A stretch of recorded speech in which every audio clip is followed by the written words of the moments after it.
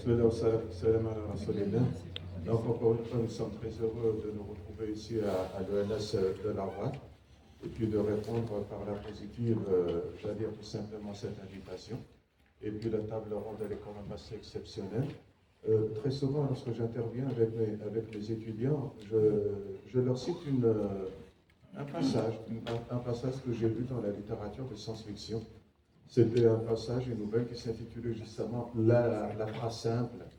La phrase simple qui envisageait, bon, c'est une sorte de métaphore, une allégorie, mais vous savez, avec les extensions de phrases, à chaque fois que nous rajoutons des éléments, il nous dit quelque part, la phrase simple, finalement, c'est une sorte de cancer. Vous voyez, cancer, donc la cellule cancéreuse qui se développe. Et là, j'ai pour habitude de leur donner la définition du langage. Qu'est-ce que nous dit cette définition? Le langage est une lutte permanente entre le besoin d'exprimer la pensée de l'expression et le désir de maintenir la simplicité de l'expression. Et réellement, j'ai l'impression que c'est ce qui caractérise notre métier, c'est-à-dire comment vulgariser, comment expliquer simplement les choses sans trop nous étaler. Et notre collègue tout à l'heure, il nous parlait du texte littéraire. Et ce qui est intéressant, c'est que parfois, on oublie de définir ce qu'est un texte. Et on l'a toujours dit, étymologiquement, un texte, c'est un tissu. C'est un tissu, n'est-ce pas? Donc, un enchevêtrement de fils. Et très souvent, ce que nous avons tendance à faire, c'est d'expliquer ce texte-là. Et nous oublions de dire à nos étudiants que le verbe expliquer, étymologiquement, signifie justement et proprement, littéralement, déplier le tissu. Hier, je discutais avec un collègue et puis on s'est dit, voilà, je lui ai dit, tiens, comment est-ce qu'on dit le verbe écrire en arabe? Kataba. Mais est-ce que tu sais ce que signifie kataba au sens propre du terme? Non, je lui ai dit, c'est pas la transcription. Kataba, hafiyan, ça signifie, c'est l'équivalent du verbe coudre. Coudre quoi? Coudre les lettres les unes aux autres.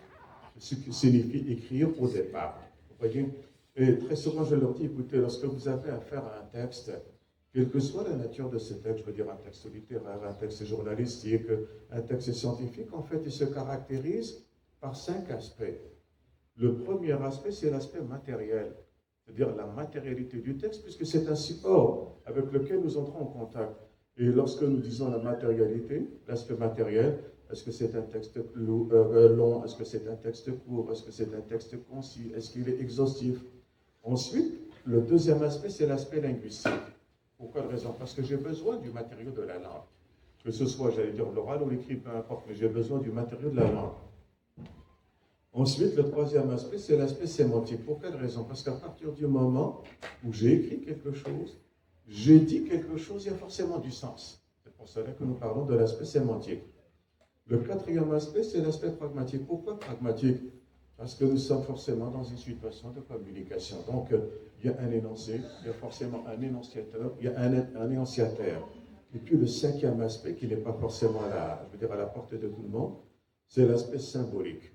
Vous voyez, donc l'aspect matériel, l'aspect linguistique, l'aspect sémantique, l'aspect pragmatique et l'aspect symbolique. Pour quelle raison? Parce qu'en fonction de nos lectures, nous donnons du sens. Nous donnons une valeur culturelle à ce que nous disons.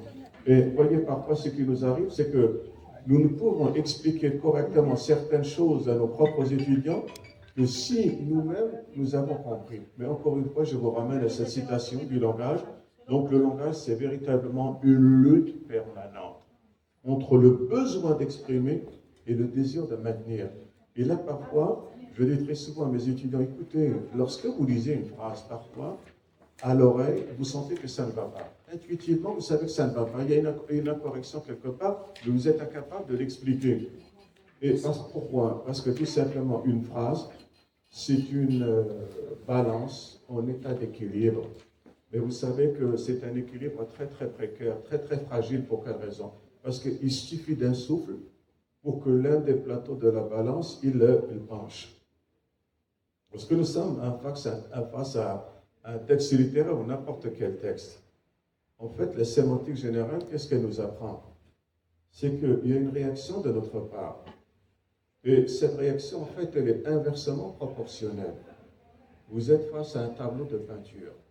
Soit dans un premier temps, vous voulez admirer ce tableau, soit tout simplement, vous voulez l'expliquer. Si vous admirez ce tableau, cela signifie tout simplement que, de votre part, il y a une réaction qui touche à l'affect, c'est l'émotion, la charge émotionnelle. Mais le problème, c'est que c'est inversement proportionnel. Lorsque vous admirez, c'est l'intellect qui est rabaissé. Ensuite, lorsque vous voulez expliquer, c'est l'affect qui s'efface et puis l'intellect qui va dominer. Et forcément, rappelez-vous ce qu'avait dit Jean-Paul Sartre, finalement, un tableau de peinture n'est pas fait pour décorer vos appartements. C'est une arme de guerre. Et l'exemple qu'il avait donné, c'était celui de Guernica, n'est-ce pas? Il y a une véritable énigme qui est là. Et donc, lorsque nous sommes passionnés en tant qu'enseignants, commence à expliquer certaines choses à nos étudiants, on devrait le faire simplement. On devrait le faire simplement. Et là, je vous rappelle ce qu'avait dit Montaigne à une certaine époque. La parole appartient pour moitié à celui qui la prononce et pour moitié à celui qui la reçoit. Pourquoi est-ce que je vous dis cela? C'est 50-50, c'est 50-50. Parce qu'écoutez, si je vous explique une chose et vous ne comprenez pas, il y a deux possibilités. Soit c'est de ma faute, soit c'est de la vôtre. C'est de ma faute peut-être parce que je n'ai pas utilisé l'expression ou les mots qui conviennent, mais peut-être que c'est de votre faute parce que vous n'avez pas le bagage suffisant pour me comprendre. Vous voyez, donc lorsque nous sommes dans une situation de classe, ce n'est pas forcément à cause de l'enseignant. Et j'ai très souvent aussi, lors de la soutenance, lorsqu'on commence à prononcer notre discours, notre speech, etc., je leur dis, écoutez, si le candidat ou la candidate réussit, ce n'est pas forcément grâce à l'encadreur. S'il échoue, ce n'est pas forcément à cause de l'encadreur. Vous voyez, c'est-à-dire qu'on a l'impression que c'est un jeu de mots très subtil, mais finalement, lorsqu'on maîtrise les mots, la terminologie, les concepts, c'est fondamental. Hier, j'en discutais avec mes collègues de Béjaïa. Je leur dis, par exemple, lorsque vous prenez ce bouquet de fleurs, que vous le soumettez à l'étude. Sauf que, madame, qu'est-ce qu'elle va dire? Ce qui m'intéresse, moi, c'est que je veux le soumettre à l'épreuve.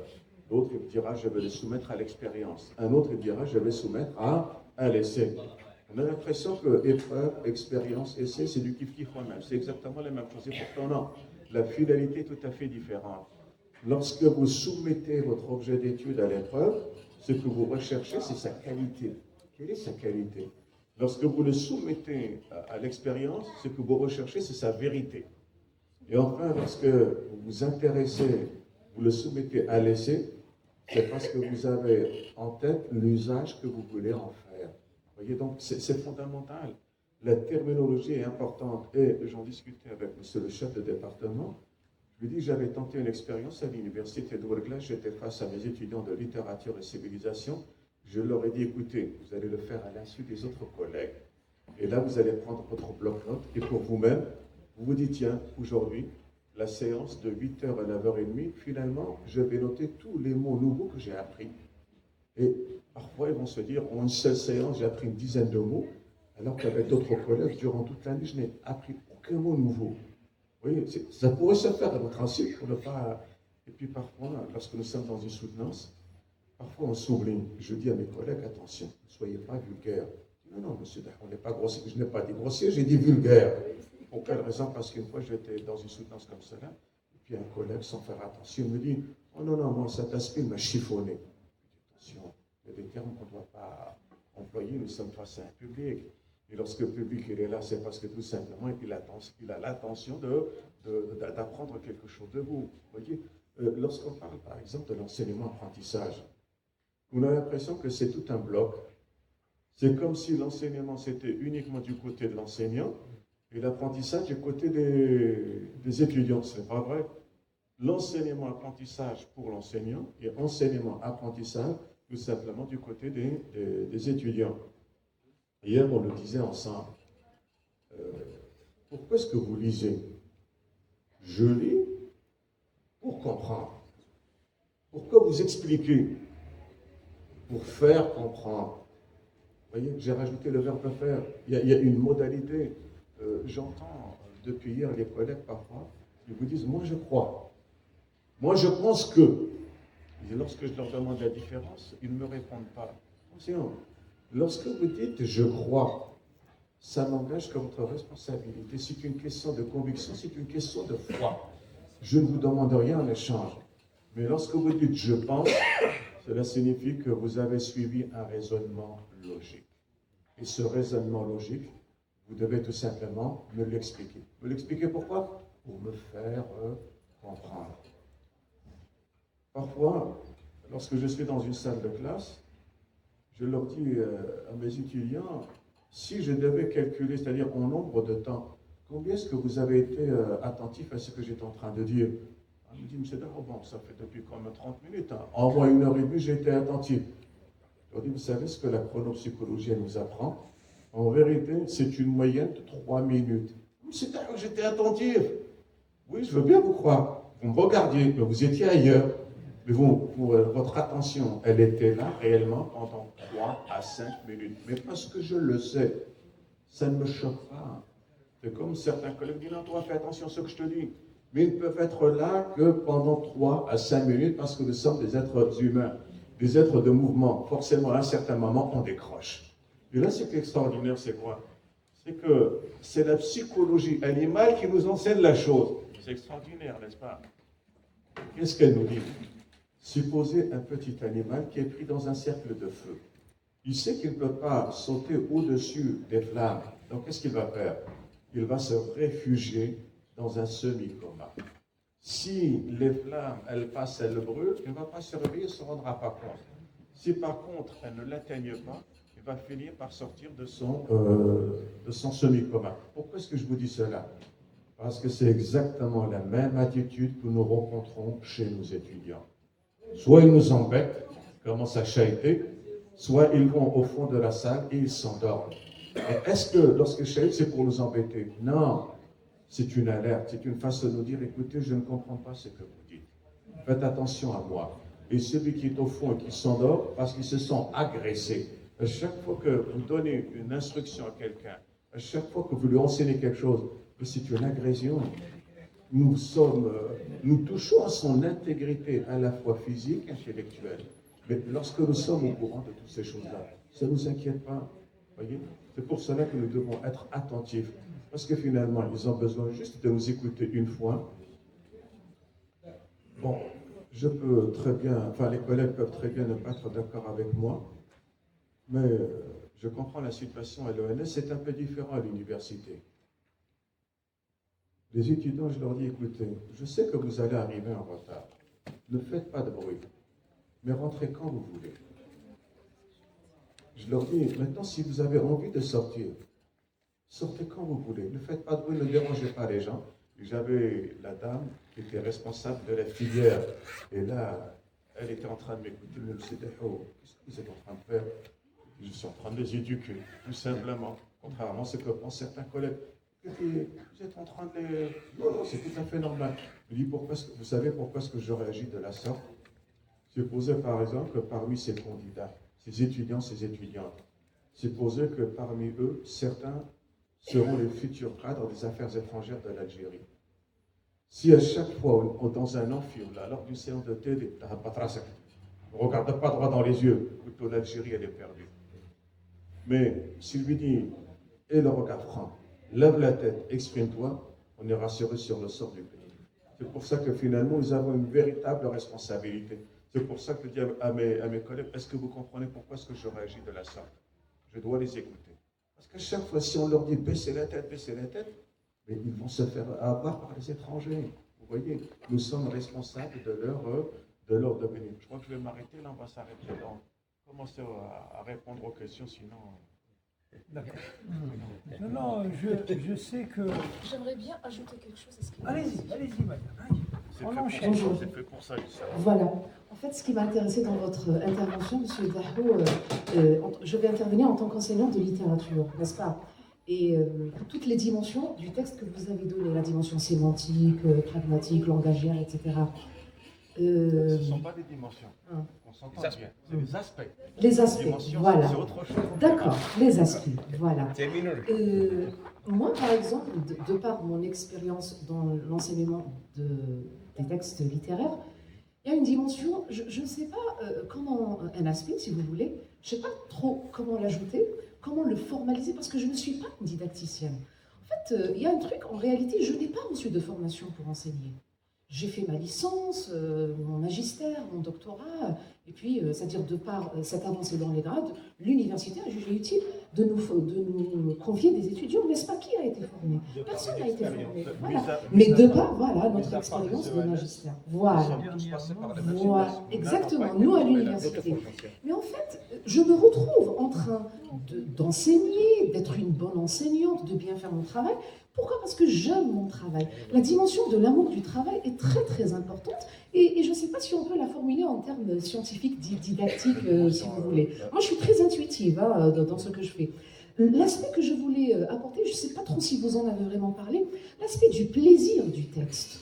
C'est-à-dire, pour moi, ça ne sert à rien c'est-à-dire de faire une étude exhaustive, quasi parfaite, sur le plan sémantique, pragmatique, linguistique du texte, si je n'exploite pas le plaisir du texte dont a parlé Roland Barthes dans un ouvrage très très célèbre. Le plaisir du texte, c'est-à-dire cette manière justement, vous avez très bien fait de rappeler le tissu justement, voilà, c'est-à-dire à partir du mot tissu, c'est-à-dire Roland Barthes est carrément allé jusqu'à considérer le texte littéraire, lui sûrement il parle du texte littéraire, comme un corps carrément. Laissez de côté Roland Barthes. Il Oui, ne oui, m'intéresse pas, il m'intéresse mais pas. allez, je le cite par honnêteté intellectuelle, je ne sais pas moi qui dis plaisir du texte, c'est lui, mais allez.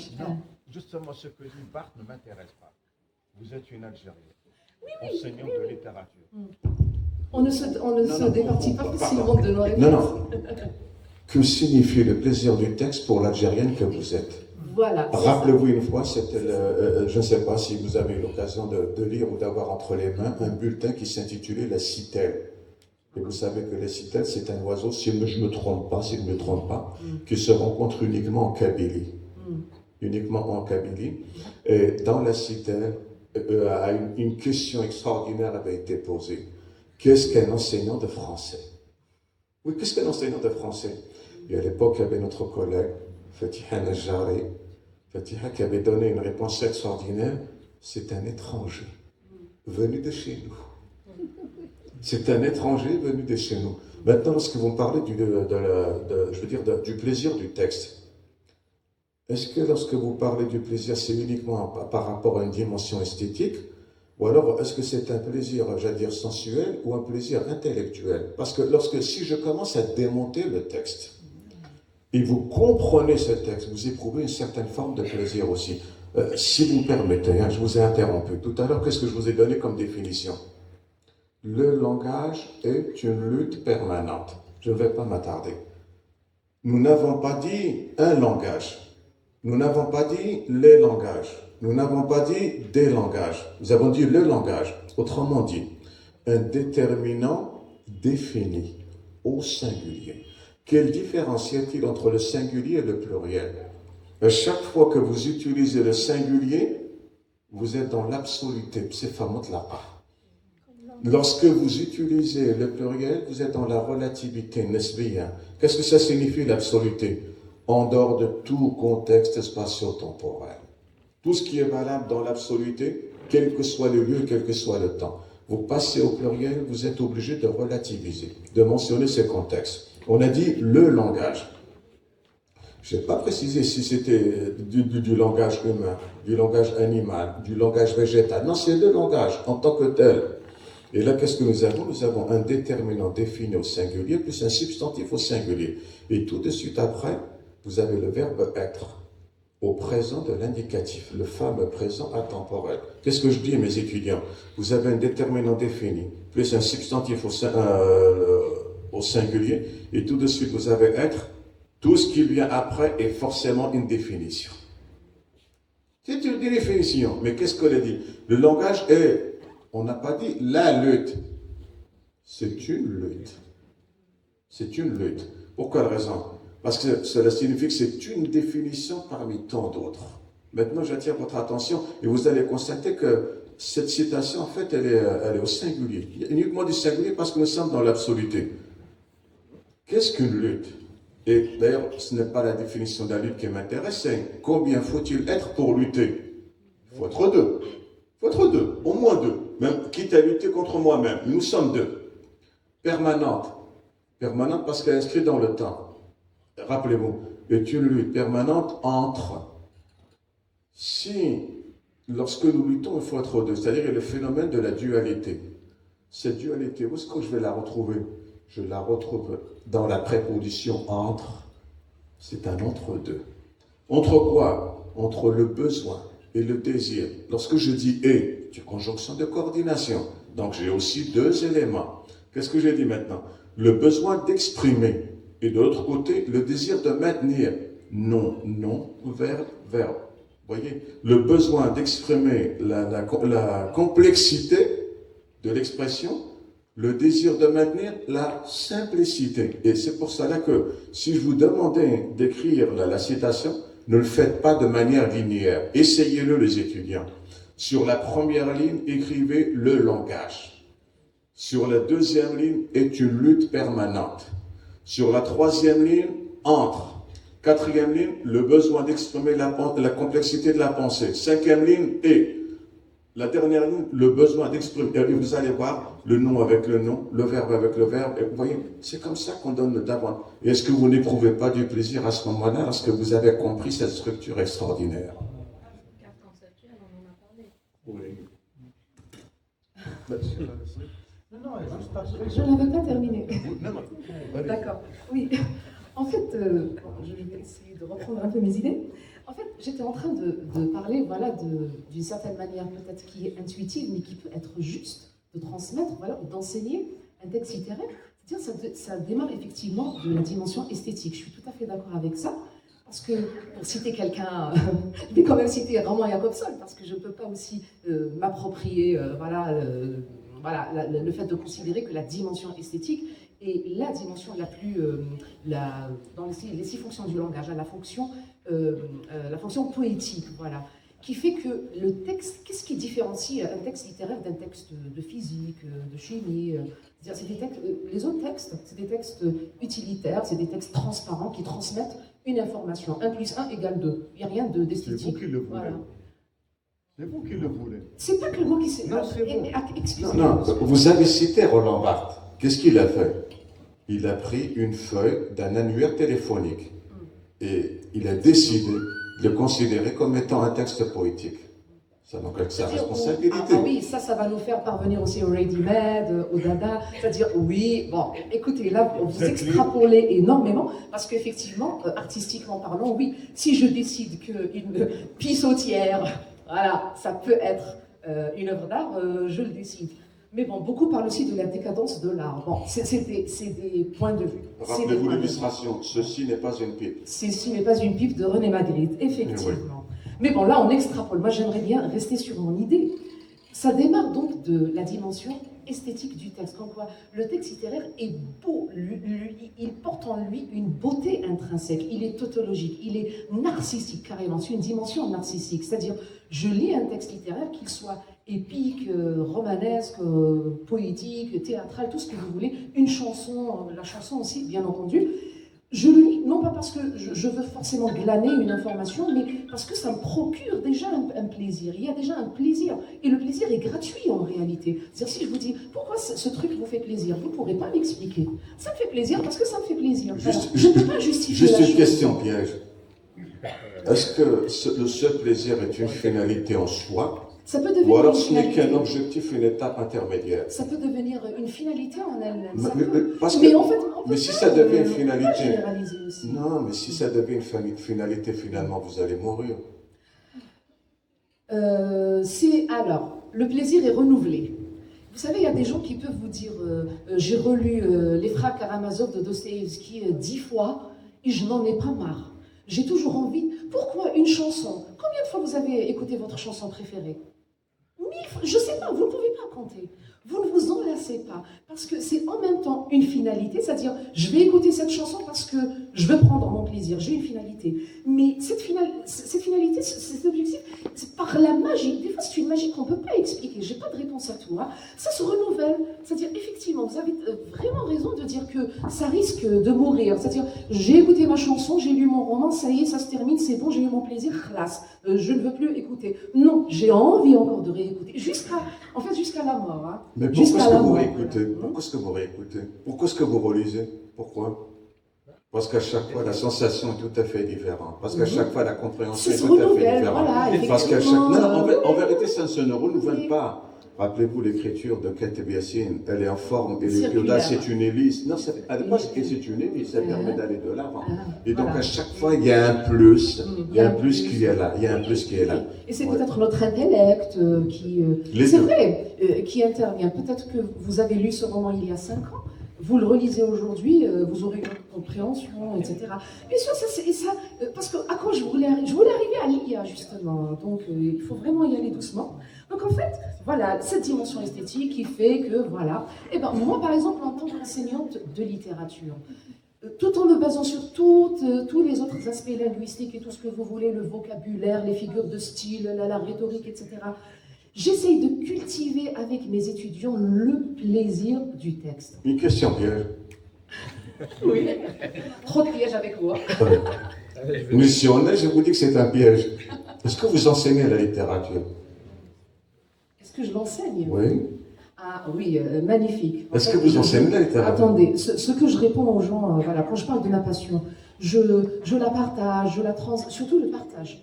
Moi, il y a la dimension du partage. Quand je vais en classe et que je retrouve mes étudiants, je suis enseignée justement, on le dit comme ça par commodité. Mais en réalité, je leur dis, qu'est-ce que je dis à mes étudiants? Je peux avoir tort, je ne sais pas. Je partage avec vous, je vous fais vivre la littérature. Moi, mon enseignement, et c'est personnel, hein, je ne l'ai appris nulle part, c'est-à-dire c'est ma personne, c'est comme ça que je procède.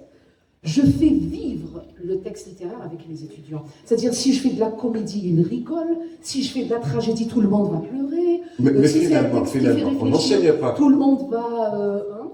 On n'enseignait pas finalement. Moi, je n'enseigne Parce qu'à l'université, qu'est-ce que nous faisons? juste par commodité. Non, lorsqu'on dit qu'on professionnelle. enseigne quelque part, on triche, parce que véritablement, qu'est-ce que nous sommes en train de faire? Nous ne sommes pas en train de produire de la littérature. En Ah, moi, je vérité, ne produis pas, oui. non, en vérité, nous tenons un discours sur la littérature. Tout à fait. Là, Nous tenons un discours. Oui. Mais c'est la manière dont on tient ce discours Si qui vous est... permettez, madame, oui. pour ramener de l'eau à votre moulin. hein. Moi, j'ai eu la chance de faire dans ma vie 2 licences de littérature. Et la littérature française et la littérature arabe. Malheureusement, j'ai remarqué qu'on ne faisait pas, on n'étudiait pas la littérature, on n'étudiait pas l'art, on étudiait l'histoire de l'art. Et là, c'est malheureux. Donc, nos futurs professeurs, il ne faut pas les oublier. Il faut toujours se souvenir qu'on est là pour eux. Apporter un peu d'eau à leur moulin, c'est bien. Ils sont là pour nous. Non, on est là pour eux. Non, ils sont là pour nous. Aujourd'hui. S'ils sortent, on n'a plus aucune fonction. Donc, Inch'Allah, quand vous serez professeur, au lieu de parler de l'histoire de ce texte, elle est importante.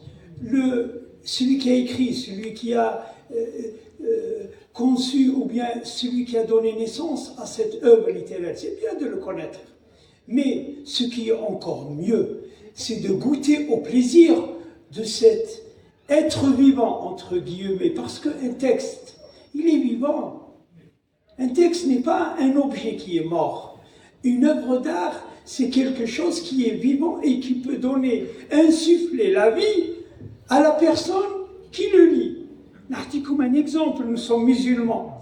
Quelquefois, il nous arrive de lire un verset coranique, on est dans un état d'âme, après avoir lu et essayé de comprendre, on change d'état d'âme. C'est pour vous simplifier la chose. Un tableau, une œuvre d'art, un poème. Louis Bouillet, si vous connaissez, il était ami avec, je vais vous dire après avec qui, un grand nom de la littérature française. Il a étudié la langue chinoise, chez lui, chez des profs, pendant 10 ans de sa vie. Pourquoi? Il s'est dit que la poésie française, je vais l'enrichir avec de nouvelles rimes. Je vous invite à lire l'un de ses chefs-d'œuvre, un petit poème. Il a pour titre le Wan Fun Wan, le Wan Fun Tun. C'est un oiseau, c'est une histoire d'amour entre un oiseau et une fleur. Cette histoire d'amour, elle a l'âge d'une vie, la vie d'une fleur qui ne dure pas une journée.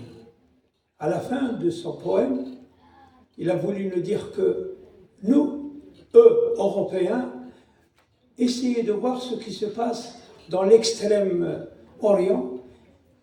Et je tiens, quant à moi, ce récit qu'on ignore d'un mandarin de Chine au bouton de couleur. La Chine est un vieux monde qu'on ignore encore. La Chine est un vieux monde qu'on ignore, eux les Européens, mais qui respecte l'âge d'une fleur. Donc un texte littéraire, il faut, je reviens à madame, vous qui êtes, et madame Belhafsa aussi, moi j'ai toujours dit, wallah, du temps où j'étais étudiant, pourquoi ils nous apprennent l'histoire du texte, pourquoi on ne fait visiter un jardin, mais ils ne nous donnent pas l'autorisation de goûter aux fruits. Et c'est le professeur, c'est la première personne dans ce monde qui doit faire goûter la littérature à ses élèves. Aussi, si c'était un prof de musique, je m'excuse d'avoir pris trop de temps, si c'était un prof de musique, il va dire à ses élèves, alors, vous avez écouté ou bien vous allez jouer de Chopin, mais essayez aussi de jouer vous-même, de composer comme Chopin. Voilà, vos propres compositions. Nous, malheureusement, dans le domaine de la littérature, sinon je ne dis pas tout le monde, mais la plupart d'entre nous, ils ne le font pas. Écrire à la manière d'eux. Parce que pour créer, un créateur, il ne peut pas créer du néant. Pour créer, il faut d'abord imiter. Après l'imitation, il faut essayer.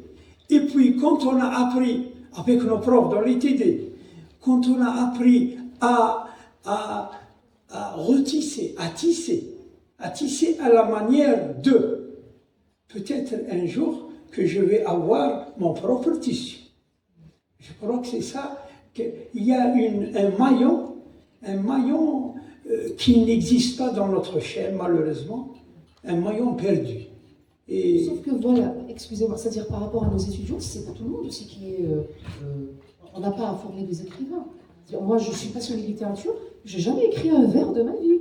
Je n'écris pas, je ne produis pas de texte littéraire. Mais on produit des textes. On produit des textes, mais pas de textes littéraires. Voilà. Non, on produit. C'est pas tous nos étudiants qui sont destinés à être des poètes. On en a heureusement. Un poète, il ne se forme pas. Un poète, il naît poète.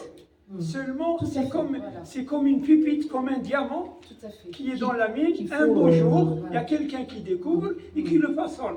Certains diamants, ils vont être les diamants de la couronne, d'autres, ils ne seront même pas connus dans cette vie. Tout à fait. Moi, je ne sais pas si vous avez la même réaction lorsque vous étudiez un texte. La première chose que je fais, je me débarrasse de l'écrivain. Je ne donne la référence qu'à la fin de la séance. Pourquoi? Non, parce que si je commence à leur donner un aperçu sur l'écrivain lui-même, c'est comme si je m'étais emprisonné. Alors que lorsque je ne sais pas qui est l'écrivain, je me permets certaines libertés. Et n'oubliez pas, vous le savez, vous qui êtes des enseignants de littérature, est-ce que finalement nous ne subissons pas le phénomène qu'avait décrit Michel Tournier dans Le vol du vampire? Le vol du vampire, il nous dit, écoutez, le texte est semblable à un vampire, qu'est-ce qu'il fait chaque fois que vous le lisez? Il va vous sucer, il suce votre substance, mais parce qu'il a besoin de survivre, il va passer à un autre lecteur et ainsi de suite. Donc c'est le fameux vol du vampire. Je crois que c'est ça aussi, vous voyez, la survie du texte. C'est-à-dire, j'ai beaucoup parlé, j'aimerais bien quand même aller au bout et terminer, vous passer la parole. Voilà. C'est-à-dire, à quoi je voulais lier mon intervention avec ce colloque?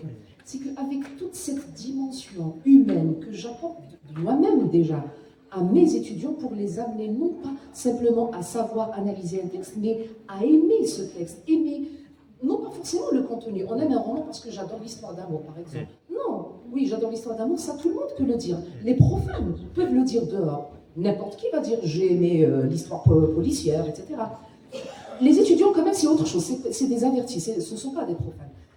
Moi, par exemple, j'essaie d'amener les étudiants à aimer la manière dont ce contenu a été transmis, comment il a été écrit. Juste un exemple, la souffrance des mineurs, une souffrance effroyable vécue par les mineurs est très bien racontée par Zola dans Germinal. Cette souffrance-là, il n'y a personne qui peut l'aimer. Qui veut se mettre à la place de ces mineurs? Personne. C'est horrible, c'est effroyable.